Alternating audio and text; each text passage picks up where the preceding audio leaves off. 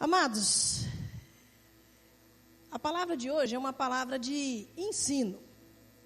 Talvez não vai ser algo que te confronte, talvez não seja uma palavra de exortação, talvez não seja uma palavra que gere quebrantamento, mas é algo que eu tenho orado há algum tempo, que Deus me ensinou há um tempo atrás, e eu tenho percebido que nós temos dificuldade com alguns conceitos. Então é algo que Deus tem me motivado já há quase um ano a trazer para a igreja. Eu só estava criando coragem, para ensinar isso que eu tenho aprendido com o Senhor.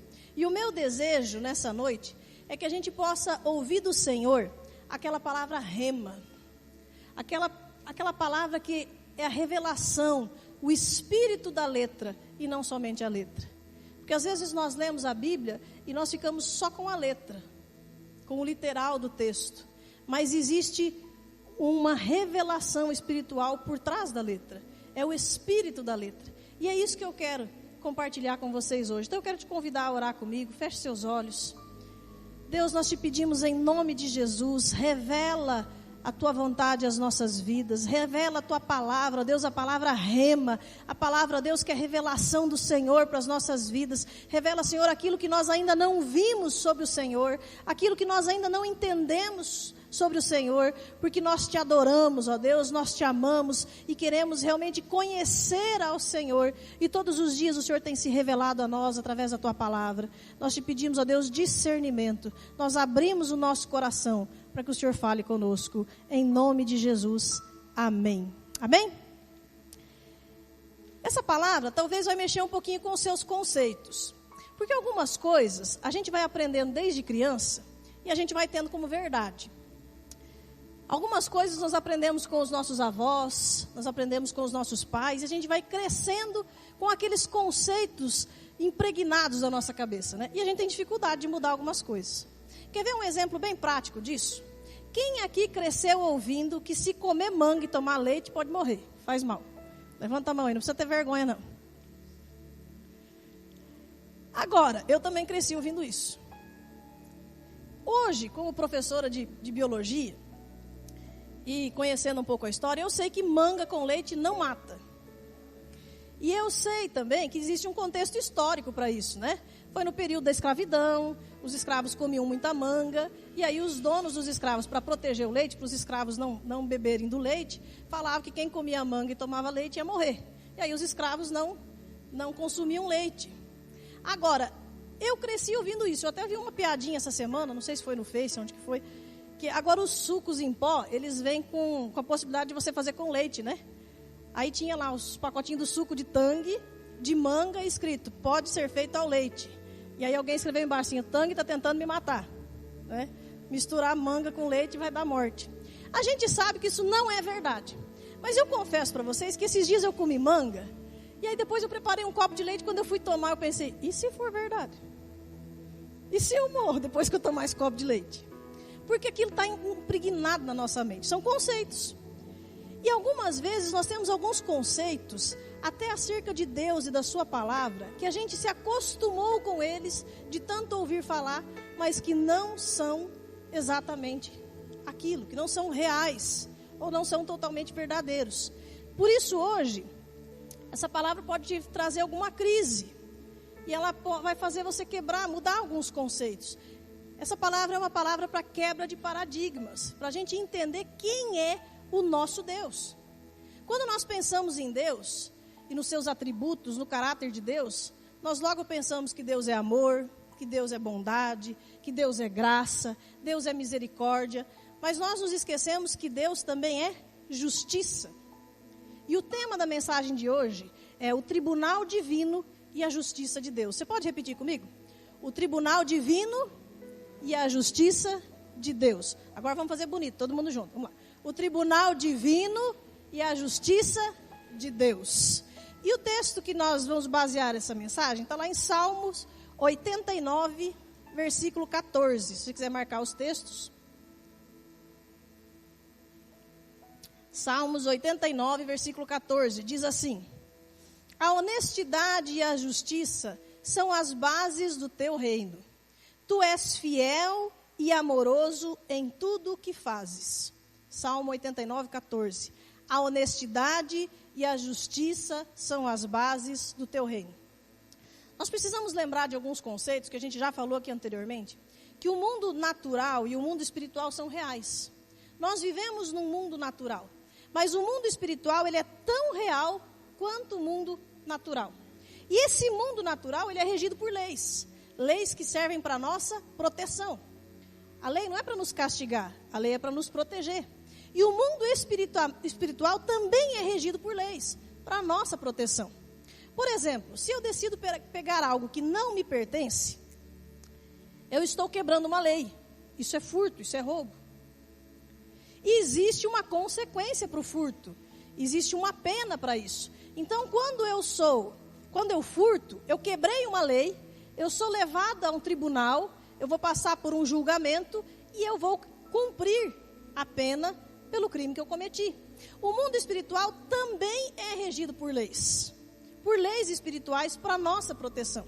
E quando nós quebramos essas leis, existe uma consequência. E nós temos que entender o céu como um tribunal. Eu sei que tem alguns advogados aqui, se eu falar besteira, depois eles consertam. Mas a Bíblia nos mostra o céu como um tribunal. Tem vários textos que nos mostram isso. A Bíblia diz que Deus está no trono como justo juiz. Deus é justo juiz. E lá no Salmo 7, versículo 11 diz: Deus é um juiz justo. Todos os dias Ele condena os maus. Tem uma imagem aí que talvez vai te ajudar a entender esse tribunal. Jesus é o nosso defensor. A Bíblia diz que Jesus é o nosso advogado. E lá em 1 João 2,1 diz: Meus filhinhos, escrevo isso a vocês, para que não pequem. Porém, se alguém pecar, temos Jesus Cristo, que faz o que é correto. Ele nos defende diante do Pai. Então, Jesus é o nosso defensor. E o diabo é o promotor. Não, o acusador. Não é o promotor, é o acusador. O diabo é o acusador. É aquele que vai ficar mostrando diante do tribunal os meus erros e os meus pecados. É aquele que vai ficar me acusando o tempo todo. A gente sabe que o diabo também é o pai da mentira. Nem tudo que ele fala é verdade. Mas Deus é justo juiz. O diabo não engana o nosso Deus.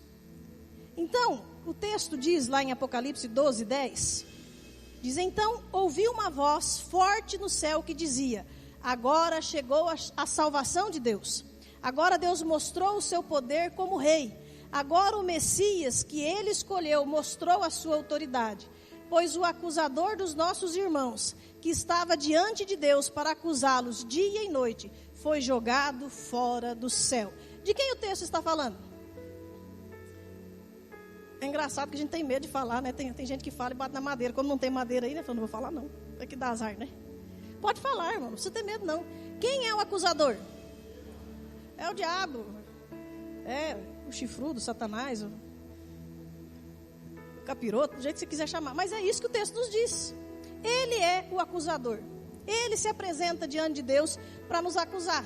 E nós somos os réus. Não no sentido de culpa, não no sentido de estar ali sendo acusado. Mas lá em Eclesiastes 3,17, diz assim: Então pensei assim: Deus julgará tanto os bons como os maus, porque tudo o que se passa nesse mundo, tudo o que a gente faz, acontece na hora que tem de acontecer. Todos nós seremos julgados. O nosso problema é que a maioria das pessoas querem se ver livre das prisões sem se apresentar diante do justo juiz. Muitas pessoas querem se ver livres dos seus aprisionamentos sem se apresentar diante de Deus, sem comparecer diante do tribunal divino. E eu quero dizer para vocês, meus queridos, que nada acontece por acaso. Nada pega o nosso Deus de surpresa. Deus está no controle de todas as coisas e Ele nunca perdeu o controle. Deus é soberano. Ele sabe de todas as coisas e nada acontece sem a permissão do nosso Deus. Nada acontece. Nem o diabo, presta atenção no que eu vou dizer, nem o diabo pode agir sem a permissão de Deus. Talvez aqui vai começar um conflito na sua cabeça, né? Talvez você já comece a se questionar em relação a algumas coisas. Mas nem o diabo pode agir sem autorização de Deus, porque ele não é maior do que Deus. Ele não é maior do que Deus. O problema é que quando nós vivemos na prática do pecado, pecando conscientemente, nós estamos quebrando uma lei espiritual. E quando nós quebramos a lei espiritual, nós estamos abertos para sofrer as consequências dessa lei. E Deus, como justo juiz, apenas libera as consequências sobre a nossa vida. E aí o inimigo recebe autorização para nos perseguir. Agora, a culpa disso é de Deus? Não, é minha. Porque é o meu pecado que libera essa perseguição espiritual. Deus apenas autoriza.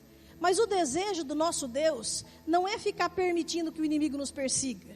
Na verdade, o desejo do nosso Deus é nos ver vivendo em vitória. Assim como nós cantamos. Nós somos mais que vencedores em Cristo Jesus.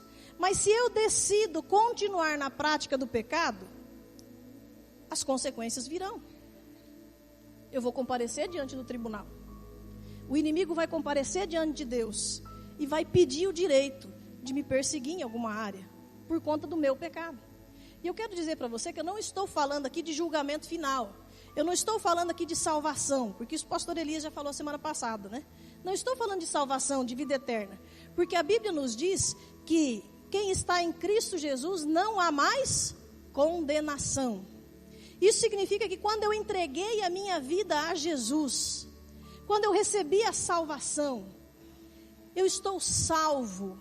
Cristo Jesus já pagou o preço e eu tenho a vida eterna em Cristo Jesus. O que nós estamos falando é das situações do dia a dia que fazem com que eu não viva a vida em abundância que Jesus veio para me dar. Cristo veio nos dar vida e vida plena, vida abundante. Mas muitas vezes a gente vive aprisionado em algumas coisas. A gente sente que está sendo perseguido pelo inimigo por conta das nossas legalidades, as legalidades que nós damos ao inimigo. Isso não tem a ver com a nossa vida eterna, mas com aquilo que nós temos vivido aqui todos os dias. Fica claro isso para os irmãos?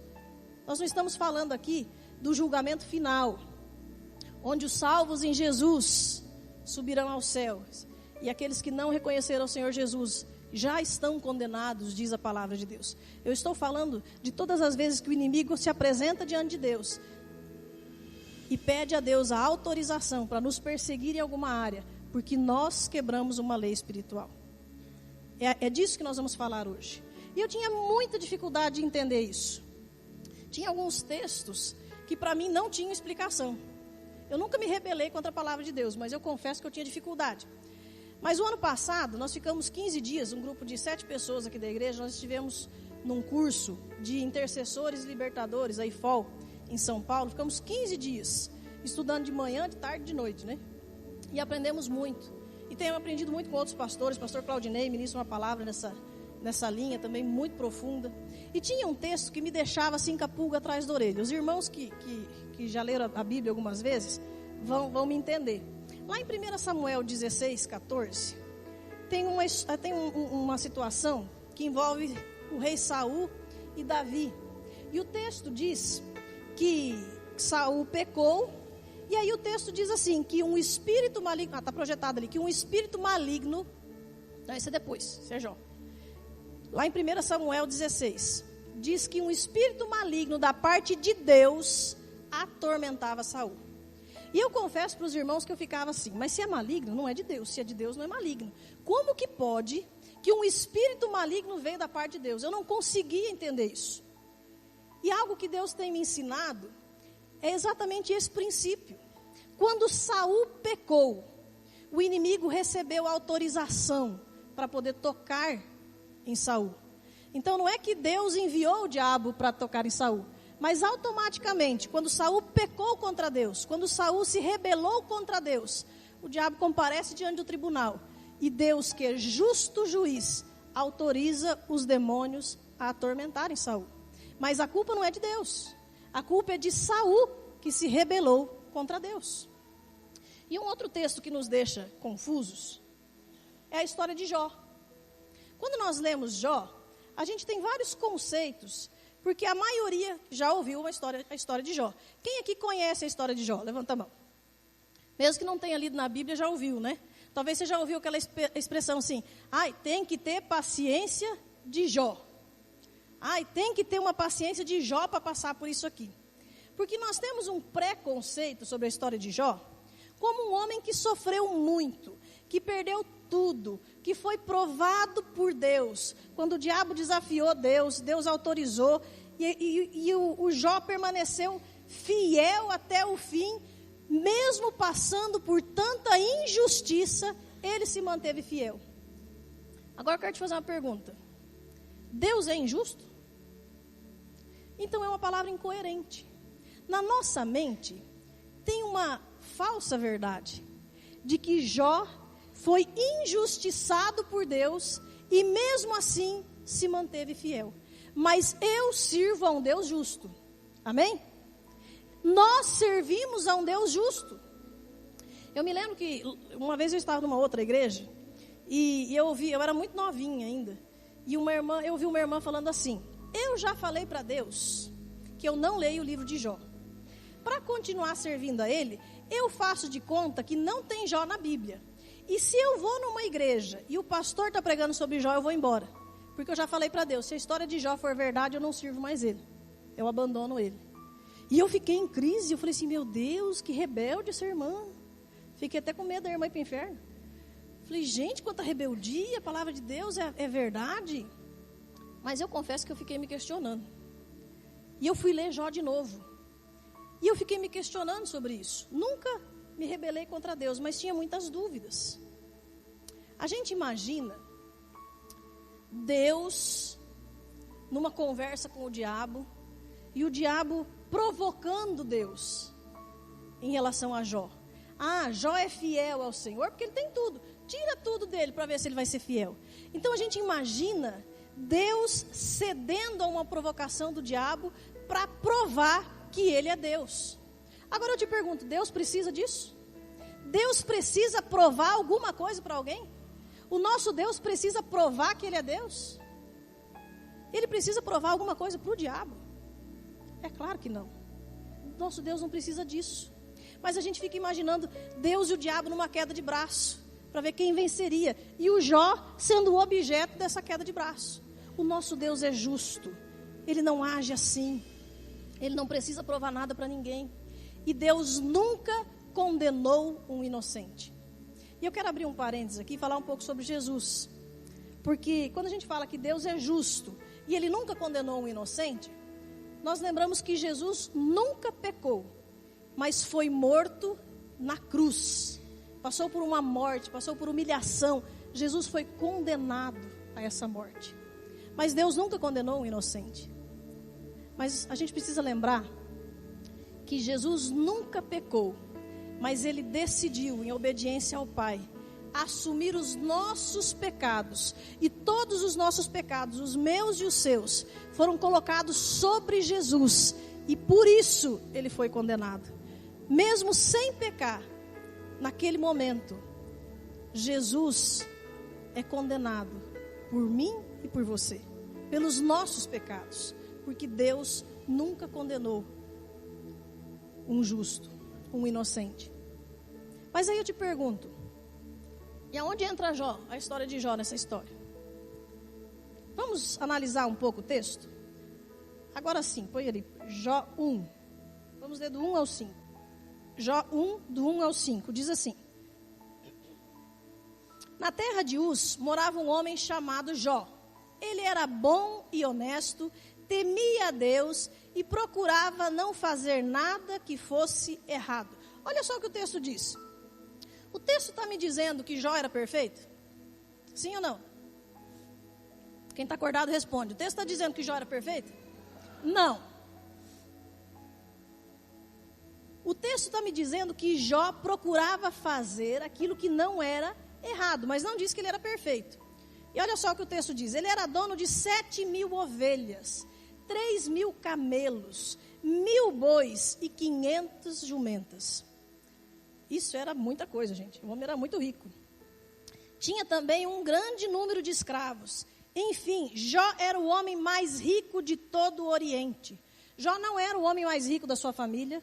Ele não era o homem mais rico da sua cidade, nem do seu país. Ele era o homem mais rico do Oriente. Os filhos de Jó iam às casas uns dos outros e davam banquetes. cada um por sua vez. E as 3 irmãs eram sempre convidadas para esses comes e bebes. Agora o texto não me diz nem o que eles comiam, nem o que eles bebiam. Fica a dúvida aí, né? Quando terminava uma rodada de banquetes, Jó se levantava de madrugada e oferecia sacrifícios em favor de cada um dos seus filhos para purificá-los. Jó sempre fazia isso porque pensava que um dos filhos poderia ter pecado, ofendendo a Deus em pensamento. Então os filhos de Jó era um homem muito rico. O texto não diz que ele era perfeito, mas que ele buscava fazer as coisas corretamente. Os filhos se reuniam de casa em casa, um de cada vez, iam festejando, né? Faziam uma churrascada. Ali diziam que eles comiam e bebiam. Nós não sabemos exatamente, o texto não é claro sobre como eram essas festas. Nós não sabemos se os filhos de Jó realmente pecavam contra Deus ou não. Mas o texto diz que Jó, quando terminava esse ciclo de festas, ele ia até o templo de madrugada, ele ia até a presença do Senhor, até o altar, e ali ele sacrificava para o Senhor, porque vai que um dos meus filhos pecou contra o Senhor. Com medo de que um dos filhos pudessem ter pecado, então ele fazia um sacrifício. Mas por que o diabo teve autorização para tocar nas coisas de Jó? Vamos ver o que o texto continua dizendo? Versículo 6. Chegou o dia em que os servidores celestiais vieram apresentar-se diante de Deus, o Senhor. E no meio deles veio também Satanás. O Senhor perguntou: de onde você vem vindo? Satanás respondeu: estive dando uma volta pela terra, passeando por aqui e por ali. Aí o Senhor disse: você notou o meu servo Jó? No mundo inteiro não há ninguém tão bom e honesto como ele. Ele me teme e procura não fazer nada que seja errado. Mais uma vez o Senhor falando, ele procura não fazer nada que seja errado. Satanás respondeu: será que não é por interesse próprio que Jó te teme? Tu não deixas que nada de mal aconteça a ele, a sua família e a tudo que ele tem. Abençoas tudo o que Jó faz, e no país inteiro ele é o homem que tem mais cabeças de gado.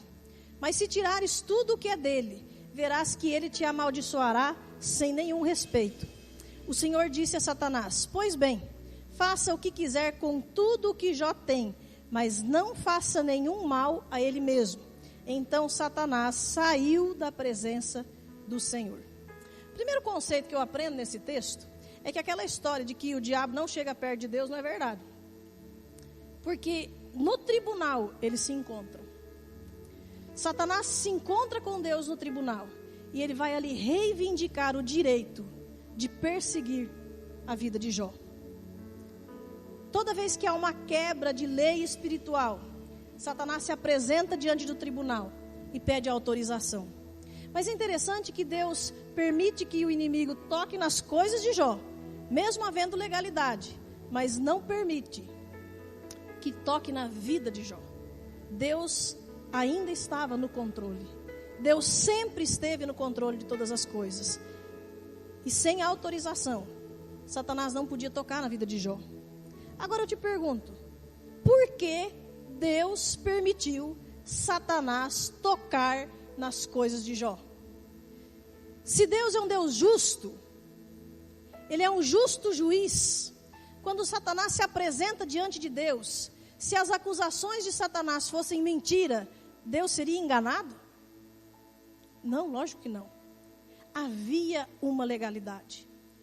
Havia uma legalidade. E a legalidade, que foi algo que Deus foi me ensinando nos últimos tempos, está lá em Jó 3:25. Jó 3:25. Se você quiser abrir a sua Bíblia. Mas o texto está projetado aí. Jó 3:25 diz assim: aquilo que eu temia foi o que aconteceu, e o que mais me dava medo me atingiu. Jó perde tudo no mesmo dia. Todos os seus filhos morrem. Todos os seus bens são consumidos. E aí a expressão, depois de saber que ele perdeu tudo, a expressão dele é: o que eu mais temia me aconteceu. Agora eu quero te fazer uma pergunta. Se você serve a Deus, uma pessoa que é rica, que tem muitos filhos, que serve ao Senhor, que é fiel ao Senhor, que é bondosa, que é honesta, precisa temer que algo desse tamanho aconteça contra ela? Que uma desgraça tão grande venha sobre a vida dela? Uma pessoa que está vivendo diante da presença de Deus precisa ter medo disso? A resposta é medo. A legalidade que o diabo encontrou para tocar na vida de Jó foi o medo de Jó. E talvez você esteja pensando assim, mas medo é pecado? Eu não posso dizer que medo é pecado. Porque em alguns momentos nós temos prudência. Mas prudência é uma coisa, medo, aquilo que te paralisa é outra coisa. Aquele sentimento de prudência, que é aquele medinho pequeno, ele é protetor. Por exemplo, você está andando, você está num prédio e chega bem pertinho do final ali da mureta e vai olhar ali embaixo e fala assim, eu não tenho medo de altura, quer ver? Vai ver, né? Esse medo de chegar perto, essa prudência de não brincar com isso, ela me traz segurança, isso é prudência. Agora, o medo é aquilo que me paralisa, e ele pode ser pecado. E eu gostaria de compartilhar com vocês 3 formas que o medo pode ser pecado.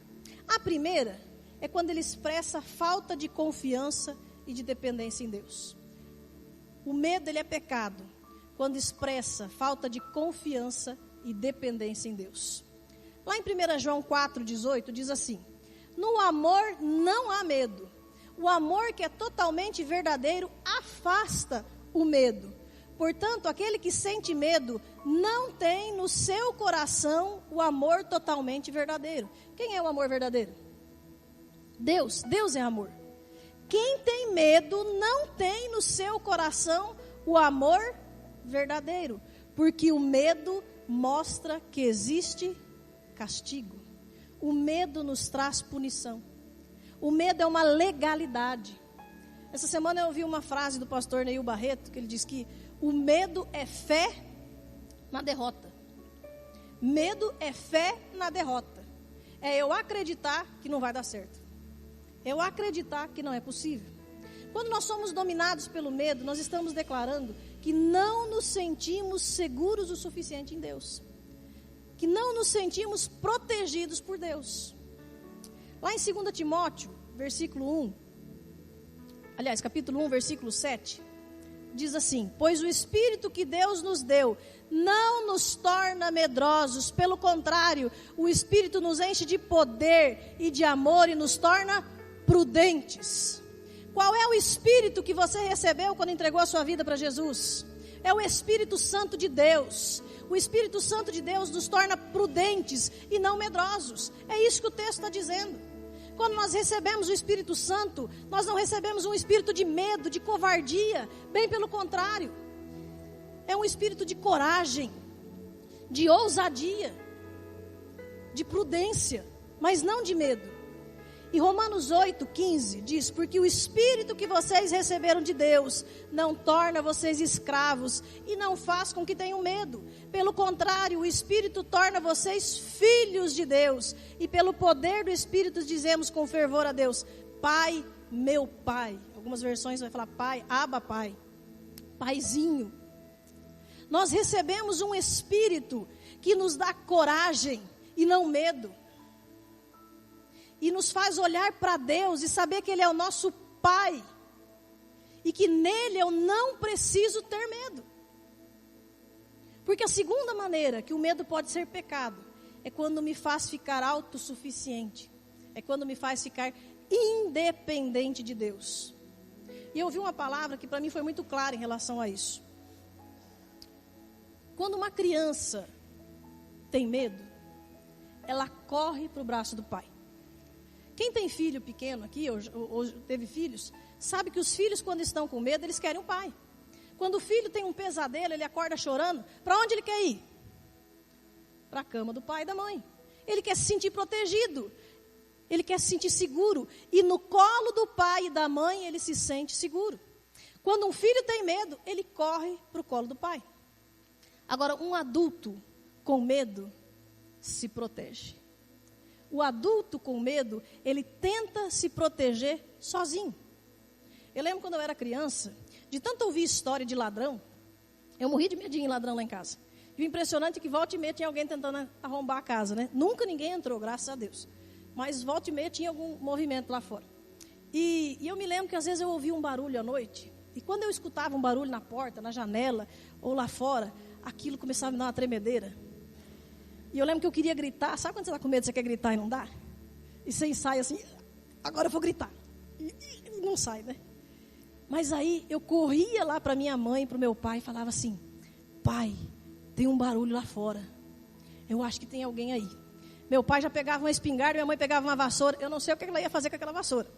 Mas ela pegava aquela vassoura e os dois saíam lá com o meu pai com uma lanterna. E eu ficava tranquila. Meu pai e minha mãe estão resolvendo o negócio. Vamos botar o ladrão para correr.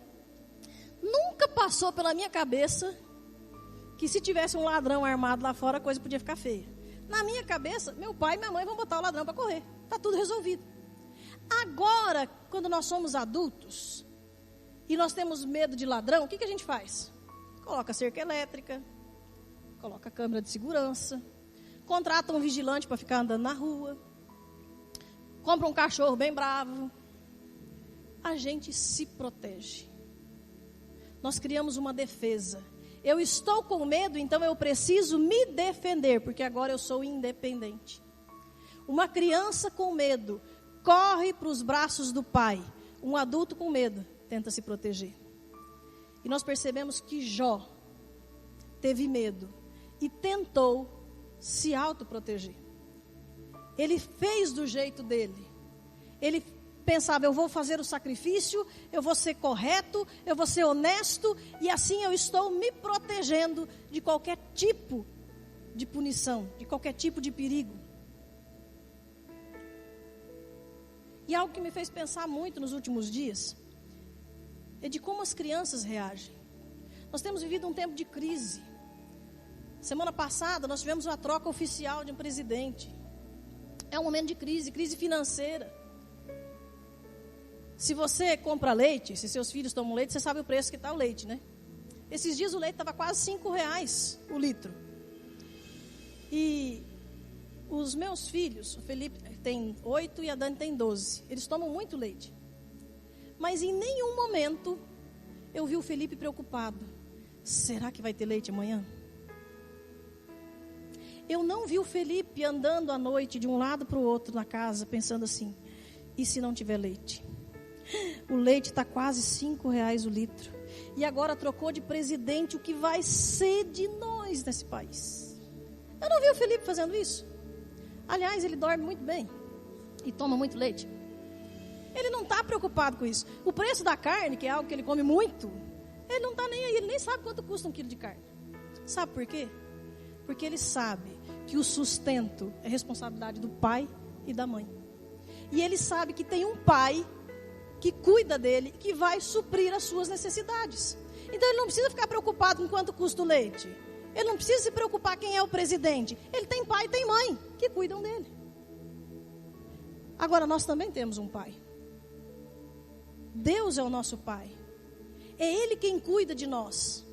E se eu tenho um pai que me sustenta, por que eu estou preocupado com a crise? Por que eu estou preocupado com quem vai ser o próximo presidente? Se vai continuar esse ou se vai trocar?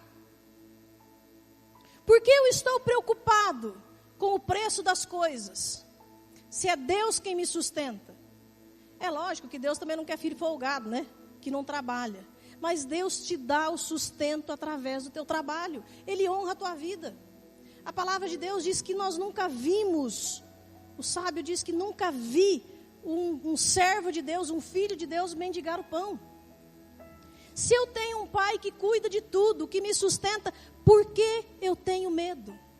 Por que eu preciso pensar, eu tenho que fazer uma poupança, eu tenho que economizar aqui, eu tenho que vender ali, eu tenho que guardar dinheiro, porque vai que vem uma crise. Eu vou tirar o dinheiro da poupança, porque vai que vão aprender a poupança, e aí eu vou ficar sem dinheiro, eu tenho que me precaver, eu tenho que me proteger, porque eu não sei o que vai ser desse país. A única coisa que nós sabemos é que a única solução para esse país é Jesus Cristo. Não é governo que muda o nosso país.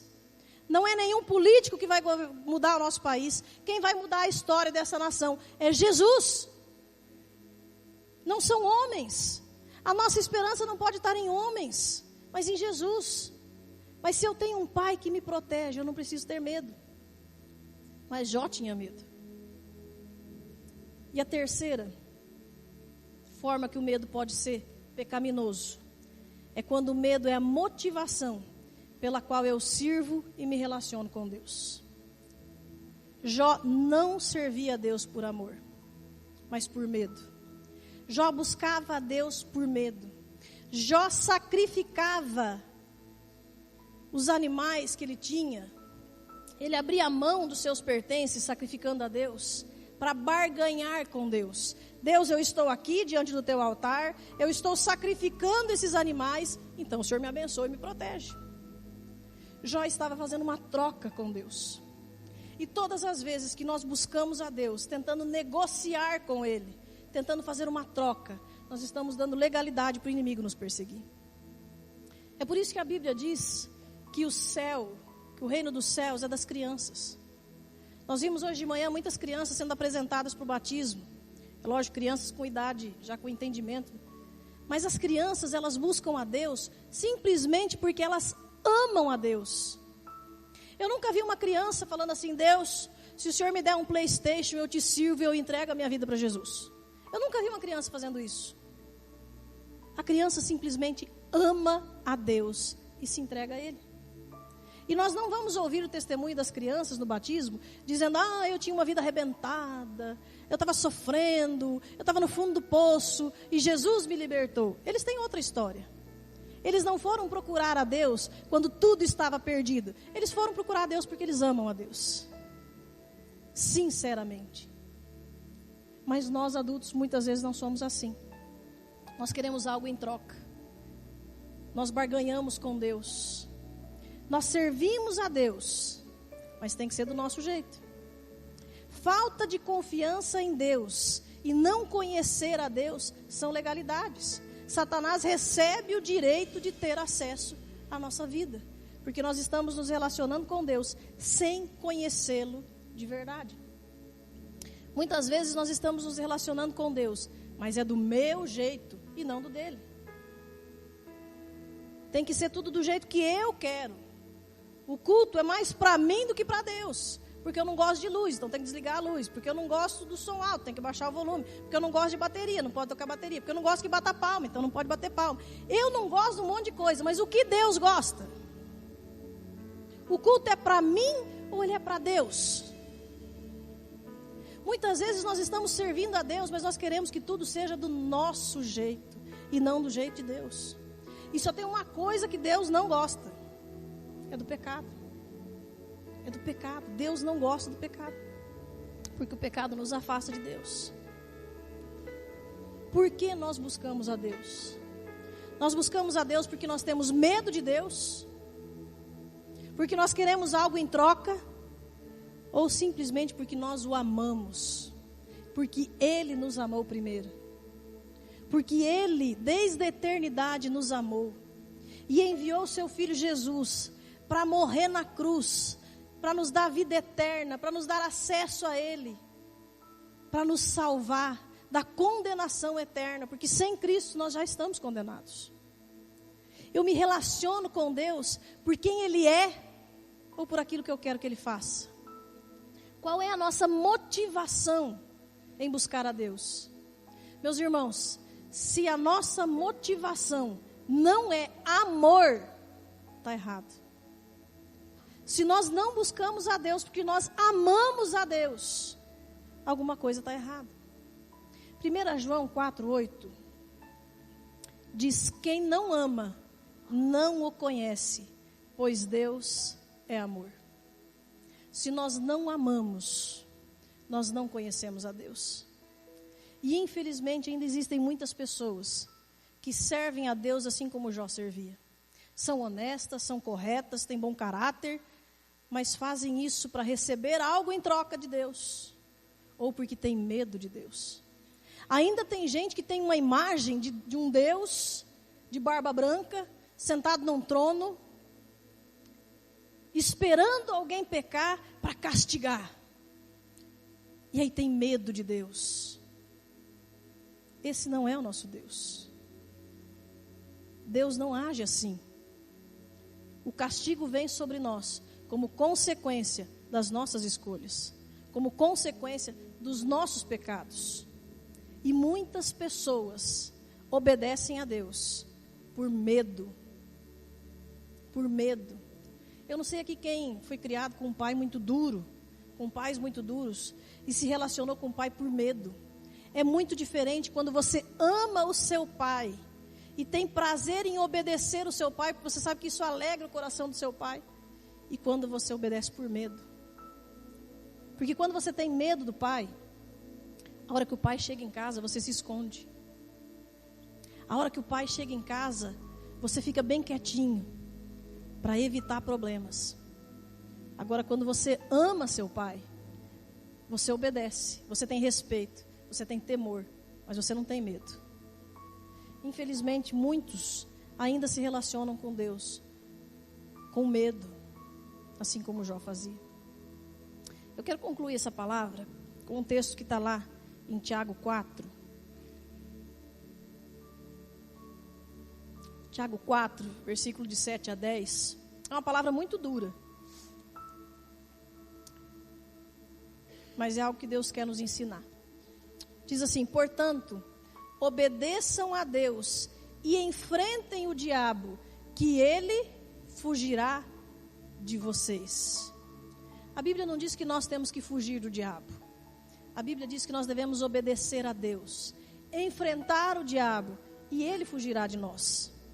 Cheguem perto de Deus, e ele chegará perto de vocês. Lavem as mãos, pecadores. Limpem o coração, hipócritas. Fiquem tristes, gritem e chorem. Mudem as suas risadas em choro e a sua alegria em tristeza. Humilhem-se diante do Senhor e Ele os colocará numa posição de honra. O texto está nos dizendo que nós precisamos nos humilhar diante de Deus, confessar o nosso erro, confessar o nosso pecado, confessar que talvez não o conheçamos verdadeiramente, tirar aquela máscara de orgulho, de sabe tudo, cheio de conceitos e preconceitos, e falar: Deus, me ensina, porque talvez até aqui eu não tenha te conhecido de verdade, porque talvez eu julgava algumas coisas a respeito de Deus que não são verdadeiras.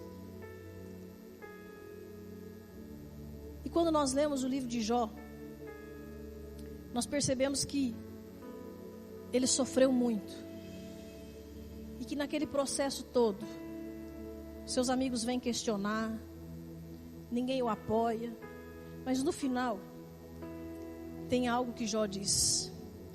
Jó diz: antes eu conhecia o Senhor de ouvir falar, mas agora eu o conheço pessoalmente. Agora eu o conheço verdadeiramente.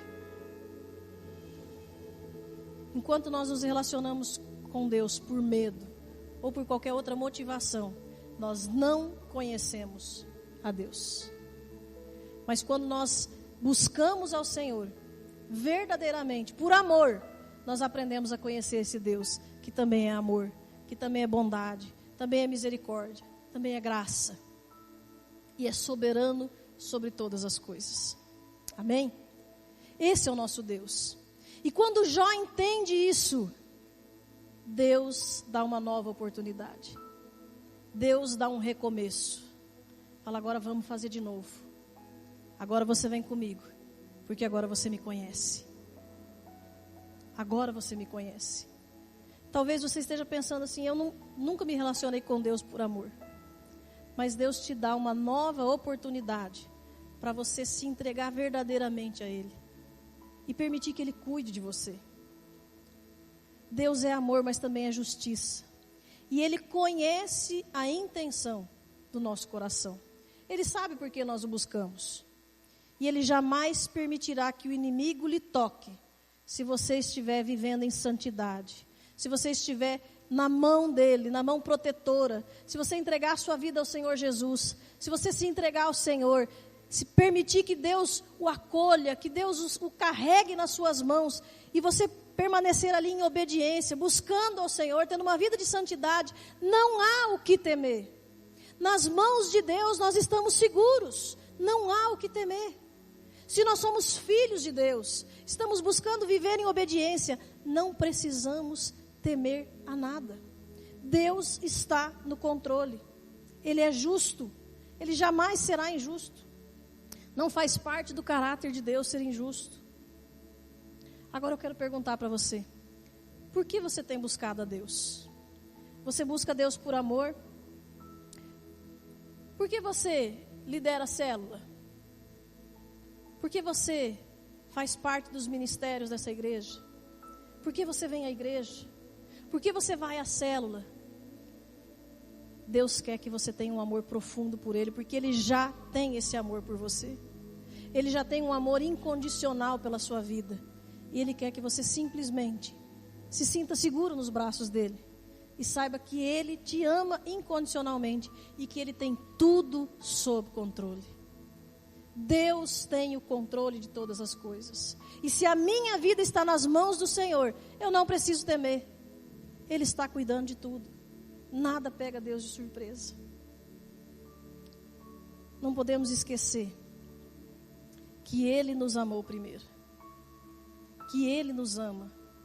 E está sempre disposto a nos perdoar. E nos dar uma nova oportunidade.